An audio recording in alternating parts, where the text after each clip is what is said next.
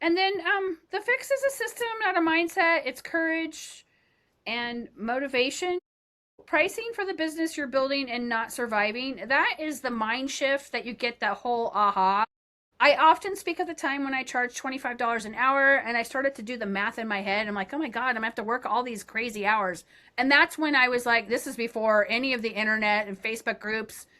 I started to try to figure out how I could charge a flat rate. And like all of the trades charge flat rates. I'm like, well, how do I bill that and figure that out? So that was me going from just surviving to thriving, right? Once you figure out the flat rate price and how many labor hours are in there, what production rates are, you're like, okay, well, I'm making this much money off this job. This is where the sweet spot is.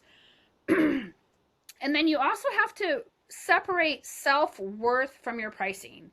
Oftentimes, again, Jamie went through this. I went through it myself. I've walked thousands of people with the Pricing Blueprint Masterclass Mm-hmm. through it.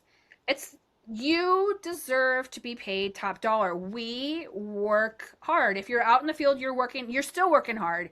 There is no sugarcoating it. It's physically demanding. It's hard on your job. A lot of people can't do this past 5 years. If you get a cleaning tech who works 10, Yeah. Well, I also think that people think that they're an employee. right? They have an And then employee mindset. yes, so you don't realize that we have to pay for our lights to stay on. You got to pay for all those products. Um, an employee gets all those things to them because there's somebody above them that's paying for all the lights, the desk equipment, all the caddy. Like there's somebody out there that's paying. Exactly. It's an employee mindset and not an actual business owner because you do have to pay for all those expenses and you deserve to get paid. The CEO mindset, I believe, was the last book I wrote. It's on Amazon. And then letting pricing filter clients. This is so valuable. Like it took me a long time to let my pricing filter clients. And what I'm talking about, and we're kind of lagging behind. This is my fault.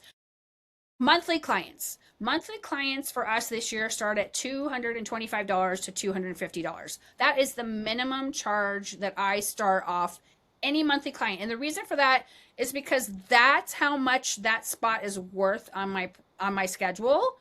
Yes. And it filters out all the people who are $125 or $90 or $80 or $150 or $185. I need to hit the 250 mark, and it covers 3.5 hours of labor. And that's just I'm making $100 off every monthly cleaning just by default. The cleaning tech's making great money. They're only working 3.5 hours, and we do it on, they get a certain percentage of the job. I get my share of the job, and it ends up being a win-win. That's why I'm talking about letting pricing filter clients. And then it it takes out, and I don't want to say this in the mean or derogatory, but it takes out the bottom feeders. Not that there's anything wrong with it, but No. those clients are not as fluent in the cleaning industry as the rest of us, right? So they're still learning. They haven't caught up to the rest of us. And it does filter out a lot of people because that's your price. That your price to operate is so important. And make sure that you are making business decisions and not personal judgment. I know Jamie talked a lot about emotional, and every time I've made an emotional decision, it has cost me thousands. You regret it. You do. You It's regret hard. it. It's really hard. And they're really hard to get rid of. Right. And it's not really about being expensive. It's really about being sustainable. If you want to be in the game, like I said, I've been doing this 15 years. A lot of businesses don't make it past 5.